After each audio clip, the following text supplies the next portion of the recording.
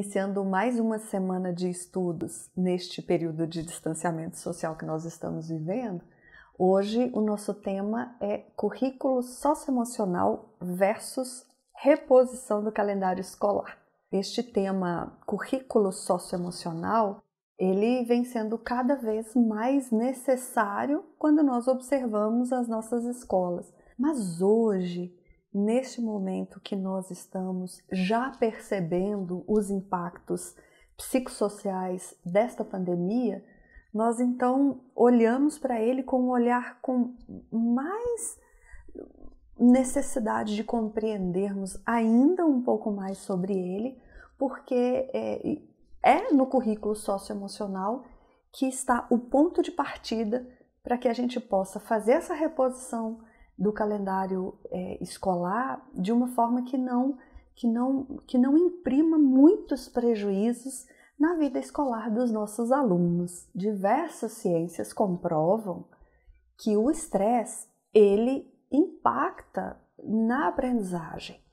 Então nós entendemos, por exemplo, que a escola, ela sempre foi um refúgio para muitos dos nossos alunos. Às vezes eles nem falam, muitas crianças não expressam tanto, e a escola também, em razão de não ter esse olhar para um currículo socioemocional, talvez não escuta muito o aluno, tanto a criança quanto o jovem ainda. No entanto, é perceptível que estas crianças, estes jovens que sofrem nas suas casas, nos seus contatos sociais, eles têm a escola como um espaço, como refúgio mesmo. E nesse momento, eles estão privados da escola. Esses impactos, portanto, eles serão bem maiores para estas crianças e para estes jovens, até para alguns profissionais também. Nós temos que entender esse contexto da educação como todos os atores dentro das escolas e entender por que nós não nos ensinaram, nem a nós, nem a geração antes de nós, nem a geração dos nossos filhos, dos nossos netos, sobre equilíbrio emocional.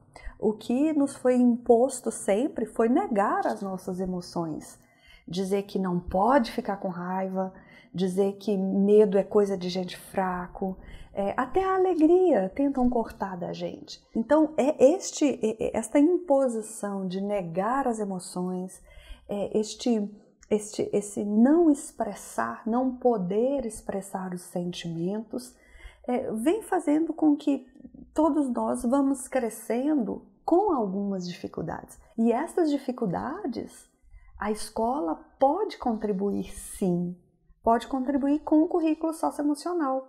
O currículo socioemocional, ele pode reverter essa história. A BNCC, ela traz esse debate muito claro para nós.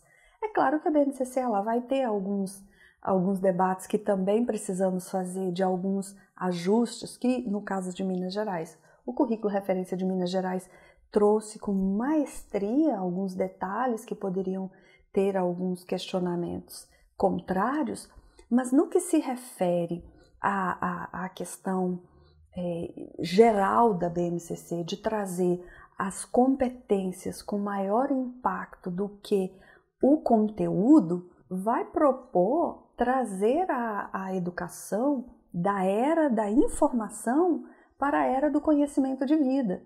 Quando a BNCC nos propõe todo o trabalho para o cotidiano, quando ela nos mostra trabalhar com as competências, com as habilidades, convidando um trabalho para a resolução de problemas, com situações da vivência dos alunos, ela vai mostrar para nós que o currículo socioemocional é possível. No entanto, a gente percebe um debate bastante interessante que o sociólogo e educador Miguel Arroyo traz, que ele diz que essa obsessão nossa pelo conteúdo, ela é porque a nossa concepção de educação é uma concepção simplista, é uma concepção de imediatista, aligeirada, e uma educação que não confia no potencial dos nossos estudantes. E a BNCC então traz esse debate. Então, portanto, né? Vamos mudar essa visão dessa educação simplista e vamos trazer, sim, esse olhar socioemocional para facilitar a aprendizagem dos nossos alunos. E é por estarmos muito focados nessa visão de Miguel Arroyo, é que quando nós falamos em reposição de calendário, a maioria das vezes nós estamos focados em cumprir as horas-aula, cumprir os dias letivos, sendo que a nossa prioridade deveria ser no sujeito, nesse aluno que vai chegar e como que ele vai chegar. Então, o nosso convite, o convite que a BNCC nos traz, o convite que o currículo referência nos traz, não é novo. Desde Aristóteles. Aristóteles, antes de Cristo, já dizia que educar a mente sem educar o coração não é educação. Henri Vallon também, na psicogênese da criança, ele já nos alertava que não basta pensar só na inteligência. É preciso pensar na pessoa, é preciso pensar nos movimentos, é preciso pensar nas emoções. O Freud também veio nessa sequência dizendo para nós que a criança ela aprende por repetição, por imitação, ela imita o adulto. Então os pais, os professores, as crianças olham para eles e imitam. Então isso é uma oportunidade muito maravilhosa de imprimir nessas crianças os valores, aquilo que nós desejamos que ele aprenda. Então, quando o Eric Kandel, por exemplo, agora, no ano 2000, traz com a neuroplasticidade, o Eric Kandel, neurocientista, vencedor do Prêmio Nobel de Medicina do ano 2000, ele traz para nós essa necessidade de nós entendermos que não é a quantidade de neurônios que vai definir a inteligência e a aprendizagem, mas sim a qualidade das conexões, das informações que esses meninos vão receber. Então nós precisamos ter esse olhar para a educação em que não é a informação o mais importante, o sujeito que recebe essa informação, que já tem uma informação, para que nós possamos construir algo que seja valoroso para ele e para a sociedade que ele vive. E o Edgar Morin, que contribui para a educação de uma forma imensurável, ele traz um debate importantíssimo, que ele diz como é surpreendente que a educação que visa a comunicação dos conhecimentos, ela seja tão cega a respeito do que é o conhecimento humano. Nós precisamos pensar nesse sujeito que está dentro da educação. E a BNCC, quando ela traz o conceito das competências, da formação integral do sujeito, quando ela traz o debate dos 17 ODS da Unesco, dos Objetivos de Desenvolvimento Sustentáveis da Unesco, quando ela traz a resolução de problemas, ela traz então o debate para a prática. É a escola com sentido de vida, essa vida cotidiana em que a informação é importante, mas eu preciso saber se essa informação vai me ajudar a resolver os problemas da sociedade que eu convivo.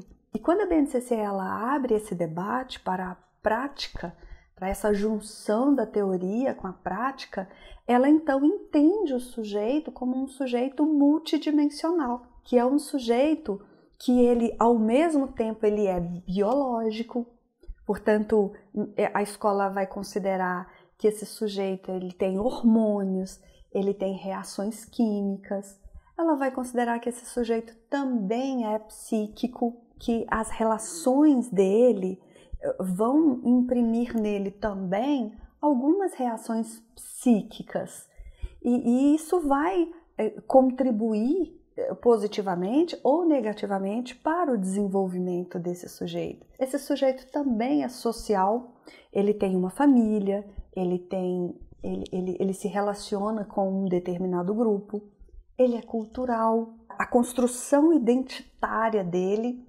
tem um pouco daquela cultura que ele conviveu e convive, ele é afetivo, isso também vai impactar muito nos fatores da aprendizagem, se ele recebe afeto ou não recebe, ou recebe exageradamente. E isso tudo, todas essas dimensões de um sujeito vão impactar nesse sujeito racional, que vai dizer como ele vai agir. Essa mistura toda de sentimentos, de reações químicas, psíquicas, biológicas, tudo isso vai estar misturado e se nós não considerarmos, nós não vamos avançar na aprendizagem. E a escola, infelizmente, ela tende a seguir o que a sociedade segue. E a sociedade, ela não contempla todas essas dimensões. Ela vai no básico da história, como se fosse todo mundo do mesmo jeito, porque está naquele contexto sociológico. Ela vai dizer que tem um contexto religioso, então ela vai respeitar alguns critérios ali, e os econômicos, que vai definir os investimentos ou o olhar para este sujeito. E a sociedade ela vai enxergar de acordo com os dogmas dela, sem considerar que esses dogmas, essas compreensões podem ser diferentes da essência do próprio sujeito.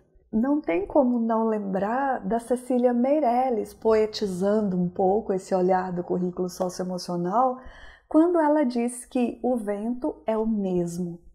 Cada folha é que balança diferente. É isso que a escola precisa. A escola precisa ter um currículo socioemocional que, fundamentalmente, tendo o currículo socioemocional, compreendendo que o sujeito é formado por essas várias dimensões, ela vai criar espaços que os alunos possam dialogar, que eles possam expressar a sua criatividade, que eles possam ser reflexivos, que possa haver ali o exercício da democracia. E esse contexto é que vai ser capaz de viabilizar as práticas pedagógicas planejadas para essa escola. Essas práticas pedagógicas fundamentadas na escuta destes sujeitos que estão na escola vão proporcionar que a escola seja, enquanto ela e proporcionando que esses alunos saiam quando estiverem na sociedade, antes e depois de formar, com conceitos de solidariedade, de ética, de paz, de justiça social. Se eles não vivenciarem desde a infância estes conceitos na prática, no debate, no diálogo, na reflexão, eles não vão conseguir imprimir estes valores na sociedade, que é o que nós todos sonhamos. Então, a educação transformadora, para ela ser transformadora, partindo do princípio do que é proposto no currículo socioemocional, ela convida para essa mobilização. Lembrando que o nosso cérebro ele aprende quando ele se emociona. Então, se a escola é feliz, se ela é colorida, se ela é amável, se é uma escola afetiva, se os alunos gostam de ir para lá, esses alunos, vamos pensar na reposição desse calendário a partir desse momento que nós estamos vivendo.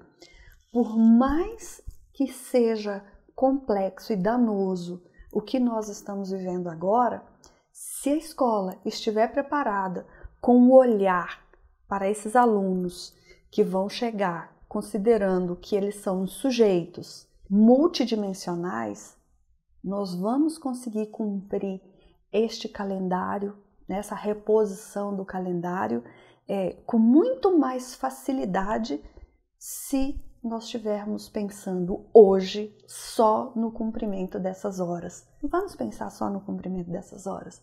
Vamos pensar em estarmos todos bem para quando esses meninos chegarem, nós sermos capazes de recebê-los com o desejo de recuperar todo esse tempo. Lembrando que quem já está com atividades remotas com os nossos alunos, dentro desse conceito que ainda está se construindo, lembrem-se sempre que o contato com eles, a escuta, ela está sendo mais importante do que o papelzinho ou do que o vídeo que vocês estiverem mandando para eles. Bom, como o Paulo Henrique sempre fala, calendário é um processo. E quem vai executar esse processo são as pessoas, são estes sujeitos que estão construindo essa história que nós ainda não sabemos como que ela será. Mas se nós focarmos nos sujeitos, com certeza os processos serão alcançados com sucesso. Um forte abraço a todos, até mais!